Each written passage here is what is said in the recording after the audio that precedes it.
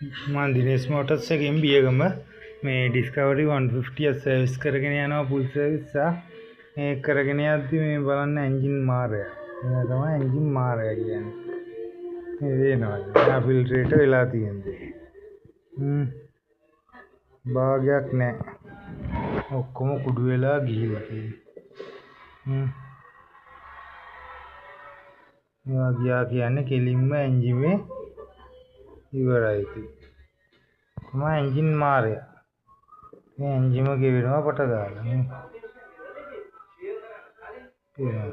යා ෆිල්ටර් ඒවා සුද්ධ කරලා නැහැ. නැත්නම් මේවට ඔයිල් දාන්න ඕනේ. ඔයිල් දාන්න ඕනේ නැහැ යා ෆිල්ටර්. මේ දින ඔයිල් දාපු මාක්කා. ඔයිල් වක් කරලා පොඩ්ඩක් මීටරවත් නැහැ එම්ම හයි කරලා. ඒකෙන් තවත් දිරනවා. ඔහොම තමයි වැඩ ටික යන්නේ. මේ හැන්ඩල් කප් සෙට් ගැව්වා. හැන්ඩල් කප් සෙට් ගහලා ඕක් ඔයිල් මාරු කරලා ඒ වැඩ ටික ඉවරයි. මම ඩිස්කවරි වැඩ ටික යන්නේ. ආයි වීඩියෝ එකකින් හම්බෙමු.